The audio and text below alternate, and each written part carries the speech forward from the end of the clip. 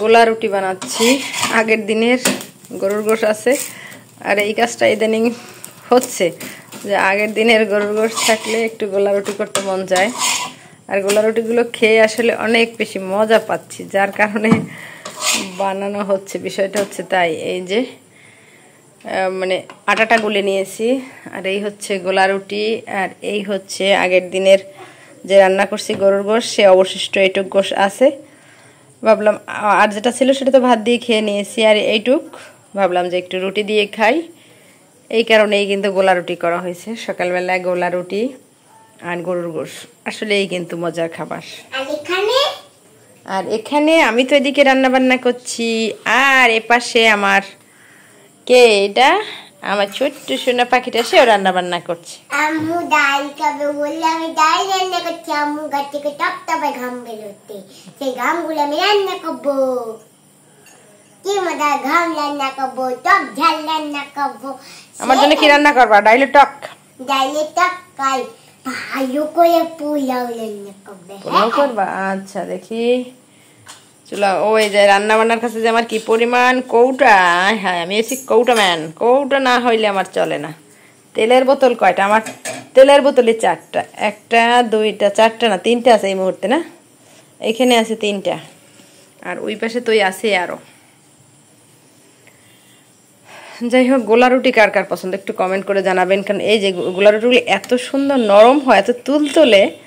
আমার বাচ্চারা, তারপরে ওর বাবা, সবাই তো অনেক বেশি পছন্দ করে। রেখে আসো, দুধ পরে যাবা। সকালের নাস্তায় গোলা রুটির থেকে মজা আর কিছু হয় না।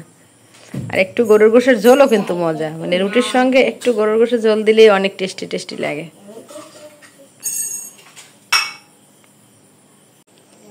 গোলা রুটি বানানো শেষ। সকালে একবার গোলা রুটি, দুপুরে একবার, বিকালে একবার, এরকম ইদানিং খুব গোলা রুটি খাওয়া হচ্ছে। ডিমের সঙ্গে খাওয়া হচ্ছে, আবার গোশ রান্না করলে তো কথাই নাই। এই কয়েকদিন ধরে গরুর গোশ রান্না হচ্ছে, আর গোলা রুটি বেশি বেশি খাওয়া হচ্ছে। মানে গোলা রুটিটা খুব পছন্দ করতেছে সবাই। পরশুদিন সারাদিন গরুর গোশ খাওয়া হয়েছে আর গোলা রুটি খাওয়া হয়েছে, সেটা আর ওইভাবে ভিডিও করা হয়নি। এই গরমে মানে সব মনেও থাকে না। ওই যে বাটি ধুয়ের জন্য এখানে রেখে দিয়েছি, ভিজানো হোক, তারপরে ধুয়ে ফেলবো। ভিজুক, আটা একদম লেগে গেছে। আর এদিকে আমার এখনকার মতো এই মুহূর্তে রান্না শেষ। আর আমার আম্মুর কি অবস্থা? আম্মুর রান্না শেষ। ও, সেটা আবার গরম লেগে গেছে রান্না করতে করতে, পাখা দিয়ে একটু বাতাস। আম্মু আমাকে নিষেধ করেছে খিচুড়ি। ও আচ্ছা, সে খিচুড়ি রান্না করতে চাইছিল। আমি বলছি যে এই গরমে খিচুড়ি রান্না করার দরকার নাই। ডিম রান্না করেছি। ডিম, আর ওই আমি বললাম যে আমের টক। কোন ডিম খা? হাঁসের ডিম না মুরগির ডিম? হাঁসের ডিম।